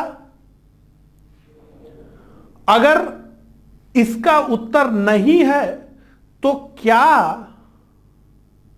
आर्टिकल 3 के तहत सिंपल मेजॉरिटी से संसद में प्रस्ताव पारित करके किया जा सकता है, यानी कार्यपालिका से होगा कि नहीं, कार्यपालिका से नहीं होगा तो विधायिका की मदद ली जाएगी। तो अगर संसद में जाना होगा तो क्या साधारण विधेयक सिंपल मेजॉरिटी से एक प्रस्ताव दोनों सदनों में, लोकसभा और राज्यसभा में पारित करवा दिया जाए इस संबंध में, तो यह हो जाएगा, या फिर इसके लिए आर्टिकल 368 में जो दो प्रकार की संविधान में संशोधन करने की प्रक्रिया लिखी गई है, एक स्पेशल मेजॉरिटी और एक जो है स्पेशल मेजॉरिटी और स्टेट के रेटिफिकेशंस की बात है, तो वो मामला तो इसमें नहीं था, इसमें केवल स्पेशल मेजॉरिटी की बात हो रही।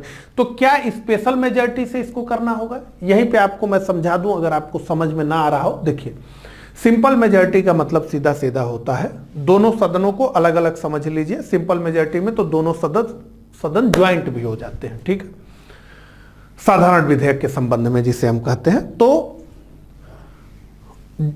उपस्थित और मतदान करने वालों का बहुमत, इसको वर्किंग जो है मेजॉरिटी कहते हैं, ठीक।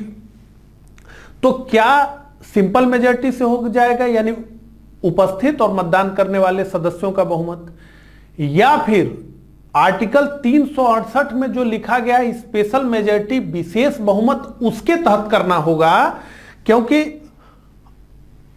आर्टिकल 368 में जो स्पेशल मेजॉरिटी की बात की गई है, विशेष बहुमत की बात की गई है, उसका मतलब यह होता है कि सदन की, अब दोनों सदन को अलग अलग आप संख्या समझ लीजिए, हम लोकसभा राज्यसभा दोनों समझिए, ठीक है। तो सदन की कुल जो स्ट्रेंथ है, जो उसकी संख्या है, उससे आधे से एक अधिक होना चाहिए। तो मतलब सदन का बहुमत, सदन की मेजॉरिटी, और उपस्थित और मतदान करने वाले सदस्यों का 2/3 बहुमत, 2/3 मेजॉरिटी, ठीक है। यह होता है, परेशान मत होइए, हम आगे जाएंगे तो सब पढ़ेंगे एक एक चीजों को। यहां यह समझ लीजिए कि प्रश्न यह पूछा गया कि सिंपल मेजॉरिटी से हो जाएगा, यह आर्टिकल 368 में जो स्पेशल मेजॉरिटी की बात की गई है उससे होगा। तो सुप्रीम कोर्ट ने स्पष्ट रूप से कहा कि आर्टिकल 3 का जहां तक संबंध है तो वो भारत के अंदर कुछ भी नियोजित करने के लिए है, मतलब किसी राज्य की बाउंड्री को बदल देंगे, दो राज्य को मिला के एक राज्य बना देंगे, किसी राज्य के एरिया को घटा देंगे, किसी राज्य के एरिया को बढ़ा देंगे, किसी राज्य के नाम को बदल देंगे। ये सब आप भारत के अंदर की बात कर रहे हैं। आर्टिकल 3 के हिसाब से भारत की सरकार अपने राज्य क्षेत्र का कोई हिस्सा किसी विदेशी राज्य को नहीं सौंप सकती। पहली बात सुप्रीम कोर्ट ने यह कही। अगर वो सौंप सकती है तो उसे यह करना होगा कि आर्टिकल 368 के तहत स्पेशल मेजॉरिटी से दोनों सदनों से इससे संबंधित प्रस्ताव को पारित करा दे और उसके बाद पाकिस्तान को वो क्षेत्र जो है वो सौंपने जा रही है या सौंप दी है उसकी अधिकारिता हो जाएगी। या फिर वो ये करे कि आर्टिकल 3 में एक सब क्लास जोड़ दे और वो ये अधिकारिता दे दे जिसमें ये लिखा गया है कि भारत की सरकार किसी राज्य का क्षेत्र घटा सकती है, बढ़ा सकती है। उसमें एक लाइन आगे ये भी जोड़ दे कि भारत की सरकार किसी विदेशी राज्य को भारत का क्षेत्र भी दे सकती है, ये भी कर दे। तो ये तो नहीं किया गया, लेकिन 9वां संविधान संशोधन किया गया आर्टिकल 368 के तहत और ये जो एग्रीमेंट हुआ उसको मान्यता दी गई। तो ये किया गया, ठीक है। तो ये प्रश्न पूछे गए और ये इसका उत्तर आया। तो उत्तर यही आया कि भैया स्पेशल मेजॉरिटी से आपको करना होगा और सरकार ने किया भी।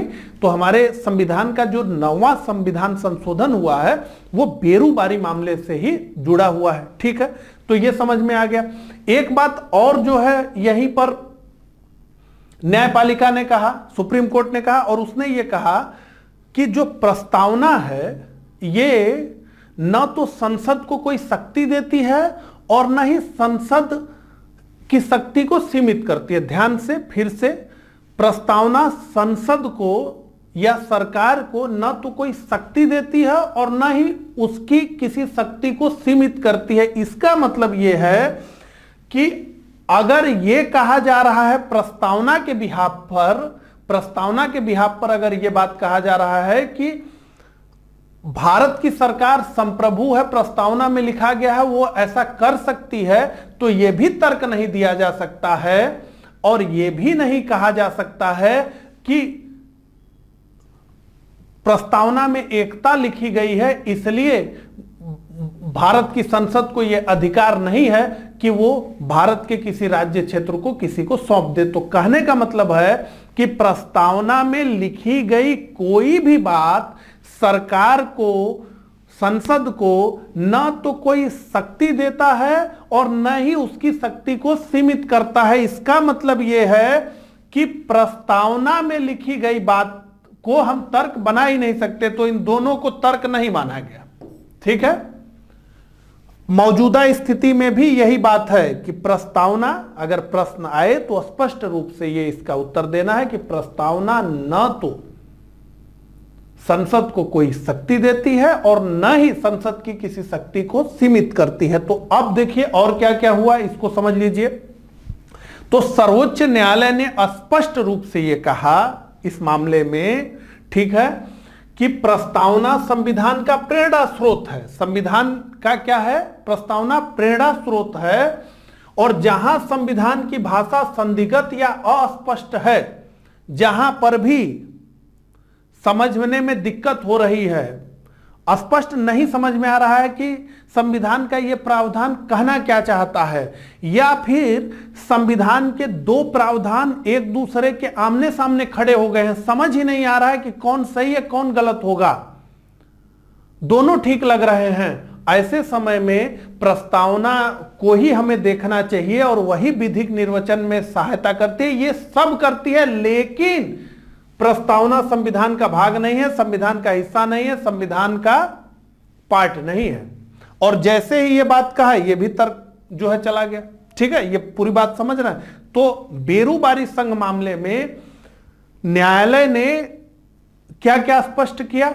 तो यह स्पष्ट किया कि प्रस्तावना संविधान का भाग नहीं है। दूसरी बात क्या स्पष्ट की? तो दूसरी बात यह स्पष्ट की कि प्रस्तावना न तो संसद को कोई शक्ति देती है और न ही संसद की शक्ति को सीमित करती है, ठीक है। तो सर्वोच्च न्यायालय ने अपने निर्णय में क्या, प्रस्तावना संविधान का प्रेरणा स्रोत है। जहां संविधान की भाषा संदिग्ध या अस्पष्ट है वहां प्रस्तावना विधिक निर्वचन में सहायता करती है, किंतु यह संविधान का भाग नहीं है, किंतु यह संविधान का भाग नहीं है। यानी जो है आर्टिकल 1 से लेकर के 395, 22 पार्ट और 12 शेड्यूल्स जो हैं और 5 अपेंडिक्स जो हैं, ठीक है, ये संविधान है। संविधान का जो पहला पेज है वो संविधान का हिस्सा नहीं है। तो बेरूबारी संघ मामले में सुप्रीम कोर्ट से ये गलती हो गई कि उसने जो है स्पष्ट रूप से ये कह दिया कि प्रस्तावना संविधान का क्या है, भाग नहीं है। तो अब फिर हम अपने प्रश्न पे आ जाते हैं, क्या प्रस्तावना संविधान का भाग या अंग है? तो बेरूबारी संघ मामले में सुप्रीम कोर्ट ने इसका क्या उत्तर दिया, नहीं है। दूसरा प्रश्न, क्या प्रस्तावना में संशोधन किया जा सकता है? तो इसका उत्तर भी नहीं में आया, क्योंकि जब प्रस्तावना संविधान का भाग ही नहीं है, उसका हिस्सा है ही नहीं, तो प्रस्तावना में किस प्रकार से संशोधन किया जा सकता है? जब उसका वो संविधान में संशोधन होता है ना, प्रस्तावना में तो संशोधन अगर उसका हिस्सा ही नहीं तो प्रस्तावना में संशोधन नहीं किया जा सकता। हालांकि इसके महत्व को स्वीकार किया गया, यह कहा गया कि यह प्रेरणा स्रोत है। जहां संविधान की भाषा संदिग्ध या अस्पष्ट है वहां प्रस्तावना विधिक निर्वचन में सहायता करती है, सब कुछ कहा गया, लेकिन यह कहा गया अंत में कि यह संविधान का भाग नहीं। तो यह पूरी बात बेरूबारी मामले की आपको समझ में आ गई होगी। कमेंट करके जरूर बताइएगा कि आपको समझ में आया या नहीं। अब यह मामला जो है आगे बढ़ता रहा, बहुत सारे इसके बाद केसेस आए जिसमें कि प्रस्तावना के बारे में बहुत सारी बातें की गई, इसकी उपयोगिता बताई गई, लेकिन कहीं भी स्पष्ट रूप से यह नहीं कहा गया कि ये जो बेरूबारी संघ मामले में जो सुप्रीम कोर्ट का निर्वचन था वो गलत था और प्रस्तावना संविधान का भाग ही है। ये मामला आया केशवानंद भारती बनाम केरल राज्य में, ठीक है। अब यहां देखिए, केशवानंद भारती बनाम केरल राज्य, ये ऐतिहासिक केस है भारत का। जब हम मूल अधिकार पढ़ेंगे तो इसको विस्तार से पढ़ने वाले हैं, ठीक है। तो इसलिए हम इसमें थोड़े भी गहराई में नहीं घुसना चाहते हैं, क्योंकि इसमें बहुत सारे एस्पेक्ट्स जुड़े हुए हैं और किसी एक को खोल करके और उस पर बात करना जो है बहुत ठीक नहीं है।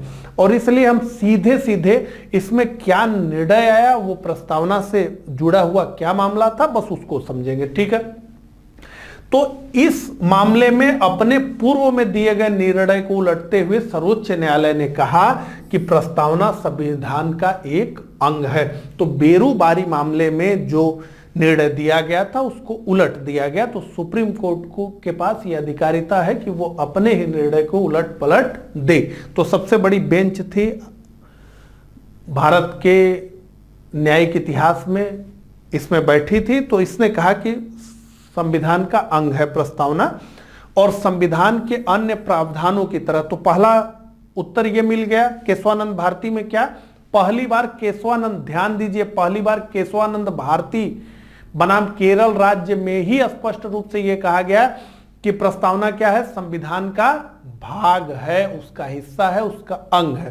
तो मौजूदा स्थिति में हम इस प्रश्न को पूछ रहे हैं, वर्तमान स्थिति में इस प्रश्न को पूछ रहे हैं, क्या प्रस्तावना में क्या प्रस्तावना संविधान का भाग है? उत्तर है हां, बिल्कुल है। क्या प्रस्तावना में संशोधन किया जा सकता है? निश्चित रूप से प्रस्तावना में संशोधन किया जा सकता है, ठीक है। तो बेरूबारी मामले में जिन दोनों प्रश्नों का उत्तर नहीं था वो केशवानंद भारती मामले के बाद से हां हो गया है। वर्तमान स्थिति भी यही है। अब जो है यहां पर एक कॉन्सेप्ट मैं और आपको समझाना चाहूंगा। इसमें क्या लिखा है, संविधान के अन्य प्रावधानों की तरह ही प्रस्तावना में संशोधन किया जा सकता है सिवाय मूल ढांचे को छोड़ करके। देखिए, केशवानंद भारती के केस में एक बेसिक स्ट्रक्चर डॉक्ट्रिन निकल करके आई, मूल ढांचा सिद्धांत निकल करके आया। मूल ढांचा सिद्धांत का मामला यह था कि संविधान के कुछ बेसिक फीचर्स ऐसे हैं, कुछ बेसिक स्ट्रक्चर्स ऐसे हैं जिनमें संशोधन नहीं किया जा सकता। तो इस केस में सुप्रीम कोर्ट ने यह माना कि संविधान संशोधन करने की जो संसद की शक्ति है वो सर्वोच्च है। संविधान संशोधन करने की जो संसद की शक्ति है वो क्या है? सर्वोच्च है। संसद संविधान के किसी भी हिस्से में संशोधन कर सकती है, और जब हिस्सा मान ही लिया गया प्रस्तावना को, तो प्रस्तावना में भी संशोधन कर सकती है। ठीक है, तो संसद संविधान के किसी भी हिस्से में संशोधन कर सकती है, लेकिन संसद को यह ध्यान रखना होगा कि जो संविधान का बेसिक स्ट्रक्चर है, जो संविधान का मूल ढांचा है, वो नहीं बदलना चाहिए। तो अब आप पूछेंगे कि संविधान का बेसिक स्ट्रक्चर क्या है? हम आगे पूरा संविधान का मूल ढांचा पूरा जो है एक लेक्चर ही है, लेकिन अभी के लिए हम समझ लेते हैं कि संविधान का मूल ढांचा यह है कि भारत में लोकतंत्र है। तो लोकतंत्र के अलावा कोई राजनीतिक प्रणाली यहां नहीं चाहिए। यहां संसदीय राजनीतिक प्रणाली है तो वो रहनी चाहिए। अध्यक्षीय शासन प्रणाली यहां नहीं आएगी। भारत क्या है? भारत एक धर्मनिरपेक्ष राष्ट्र है, और ये केवल प्रस्तावना में लिखा है इसलिए भारत धर्मनिरपेक्ष राष्ट्र है ऐसा नहीं है। तो भारत धर्मनिरपेक्ष राष्ट्र है। भारत के धर्मनिरपेक्षता के स्वरूप को आप नहीं बदल सकते, ये मूल ढांचा है। सुप्रीम कोर्ट की न्यायिक समीक्षा की शक्ति है, इसको आप नहीं रद्द कर सकते, ये मूल ढांचा है। तो केशवानंद भारती बनाम केरल राज्य में बेसिक स्ट्रक्चर डॉक्ट्रिन उभर करके आई, और ये एक बार में ही नहीं आ गई। सुप्रीम कोर्ट ने यह कहा कि हम समय समय पर बताएंगे कि संविधान के बेसिक स्ट्रक्चर्स क्या क्या हैं, और स्थिति अब यह हो गई है कि लगभग हर बात को बेसिक स्ट्रक्चर से जोड़ रहा है न्याय सुप्रीम कोर्ट। और इसी से एक और भी लेक्चर निकलता है, भारत में न्यायिक सक्रियता, जुडिशियल एक्टिविज्म। ठीक है, तो यह समझ में आ गया। मूल रूप से कंक्लूड करते हैं तो भैया प्रस्तावना में संशोधन हो सकता है, मूल ढांचे का ख्याल रखना होगा, उसको नहीं बदलना है आपको। तो क्या हुआ? इंदिरा गांधी की सरकार ने 42वें संविधान संशोधन अधिनियम 1976 के द्वारा प्रस्तावना में संशोधन किया, और इसमें 3 नए शब्द जोड़े। क्या क्या जोड़े? समाजवाद को जोड़ा, पंथ निरपेक्षता को जोड़ा, और अखंडता को जोड़ा। ये समझ में आ गया सारी बात क्या थी। ठीक है, तो इससे महत्वपूर्ण 2 विषयों को और समझ लीजिए, वर्तमान स्थिति में समझते हैं। तो पहला तो यह है कि प्रस्तावना न तो विधायिका यानी संसद की शक्तियों का स्रोत है, और न ही शक्तियों पर प्रतिबंध लगाती है। तो न तो प्रस्तावना संसद को कोई शक्ति देती है, कोई पावर देती है, और न ही उसके पावर पर कोई रोक लगाती है। तो यह समझ में आ गया कि प्रस्तावना में लिखी किसी बात से संसद पर कोई अंकुश लग जाएगा, ऐसा नहीं है। प्रस्तावना में लिखी किसी बात से संसद को बहुत ताकत मिल जाएगी, ऐसी बात नहीं है। और क्या? प्रस्तावना गैर न्यायिक है, मतलब प्रस्तावना में दी गई व्यवस्थाओं के आधार पर आप न्यायालय में नहीं जा सकते हैं। मौलिक अधिकारों में लिखी हुई व्यवस्थाओं के आधार पर आप सीधे न्यायालय में जा सकते हैं, लेकिन प्रस्तावना में लिखी बातों को लेकर के आप न्यायालय में नहीं जा सकते। प्रस्तावना में दी गई व्यवस्थाओं को लेकर के आप न्यायालय में नहीं जा सकते। ये क्या है? ये गैर न्यायिक है, नॉन जस्टिएबल है। ठीक है, जैसे डीपीएसपी नॉन जस्टिएबल है, गैर न्यायिक है। अभी पिछले वर्ष ही पीसीएस के पेपर में यही प्रश्न था कि प्रस्तावना का स्वरूप क्या है? तो प्रस्तावना का स्वरूप है गैर न्यायिक। इतनी बात आपको जो है समझ में आ गई। अब हम क्या करते हैं कि हम ये करते हैं कि हमने जो जो पढ़ा है उसको एक बार बहुत जल्दी में देख लेते हैं। तो सबसे पहले तो हमने ये समझा कि प्रस्तावना होती क्या है, उसके बाद प्रस्तावना का उद्भव कैसे हुआ। तो हमने देखा कि प्रस्तावना का उद्भव हुआ जो 13 दिसंबर 1946 को उद्देश्य प्रस्ताव भारत के तत्कालीन प्रधानमंत्री जवाहरलाल नेहरू द्वारा संविधान सभा में प्रस्तुत किया गया, वही उद्देश्य प्रस्ताव जो प्रस्तावना है उसका आधार बना। इसीलिए हमारी प्रस्तावना को क्या कहते हैं? उद्देशिका भी कहते हैं। ठीक है, तो संवैधानिक शक्ति का स्रोत क्या है? 4 मूल तत्वों को प्रस्तावना स्पष्ट करती है। राज्य या शासन व्यवस्था का स्वरूप क्या है? संविधान के उद्देश्य या लक्ष्य क्या है? संविधान के लागू होने की तिथि क्या है? और यहाँ पे हमने प्रस्तावना को पढ़ा भी। तो संवैधानिक शक्ति के स्रोत में हमने देखा कि प्रस्तावना का प्रारंभ ही हम भारत के लोग से होता है, यानी संविधान भारत के लोगों से शक्ति अधिग्रहित करता है। इसके बाद राज्य या शासन व्यवस्था के स्वरूप में हमने ये देखा कि जो भारत की प्रकृति होगी तो वो एक संपूर्ण प्रभुत्व संपन्न समाजवादी पंथनिरपेक्ष लोकतंत्रात्मक गणराज्य की होगी।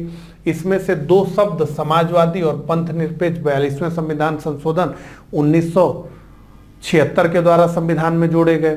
संविधान के उद्देश्य या लक्ष्यों की बात करें तो ये बताया गया कि न्याय, स्वतंत्रता, समता और बंधुत्व ये संविधान के उद्देश्य हैं, इसके लक्ष्य हैं, इसकी आकांक्षाएं हैं। एक एक शब्दों को हमने डिफाइन किया, संप्रभुता, समाजवाद, धर्मनिरपेक्षता, लोकतंत्र, उसके बाद गणराज्य और फिर न्याय। हमने बात की सामाजिक न्याय की, आर्थिक न्याय की, राजनीतिक न्याय की, स्वतंत्रता, समता, बंधुत्व, व्यक्ति की गरिमा, राष्ट्र की एकता और अखंडता। प्रस्तावना का क्या महत्व है इसको भी हमने समझा और हमने जाना कि प्रस्तावना क्या है? संविधान के विस्तृत विवरण का संक्षिप्त सारांश है, संविधान की आत्मा है प्रस्तावना। इसके बाद हमने निष्कर्ष भी जो है निकाला, भारतीय संविधान की प्रस्तावना का क्या लक्ष्य है। तो ये लक्ष्य है कि ऐसी राजनीतिक और सामाजिक व्यवस्था बनाना जहां जनता संप्रभु हो, शासन निर्वाचित हो और उत्तरदायी हो, शासन की शक्ति मौलिक अधिकारों से बंधी हो, जनता को अपने विकास का उचित और समान अवसर मिले। इसके बाद प्रस्तावना से जुड़े हुए विवादों को हमने ठीक प्रकार से समझा और ये भी हमने समझा कि प्रस्तावना न तो विधायिका की शक्तियों का स्रोत है और न ही उसकी शक्तियों पर प्रतिबंध लगाती है। और प्रस्तावना क्या है? प्रस्तावना गैर न्यायिक है, यानी इसके आधार पर आप जो है न्यायालय में नहीं जा सकते, इसमें दी गई व्यवस्थाओं को न्यायालय में से लागू नहीं कराया जा सकता। ये सारी बातें ठीक है। तो मुझे उम्मीद है कि यहाँ तक आपको सारी बातें समझ में ठीक प्रकार से आ गई होंगी। तो अब हम आगे बढ़ते हैं और देखते हैं आईएएस मेंस में अभी लेटेस्ट ही एक प्रश्न आया था उसको।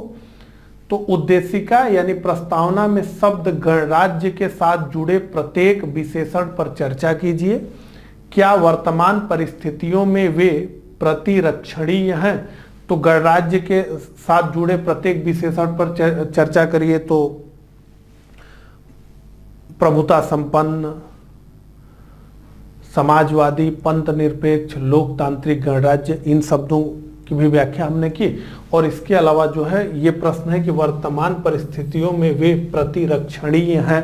तो इस प्रश्न को देखिए, इस पे अपना अभ्यास करिए। ठीक है, तो इस लेक्चर में बस इतना ही। मुझे उम्मीद है कि आपको सारी बातें ठीक प्रकार से समझ में आई होंगी।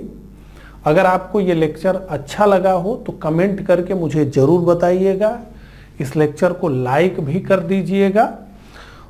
मिलता हूं इसी तरह के अगले लेक्चर में, तब तक के लिए आप सभी को नमस्कार।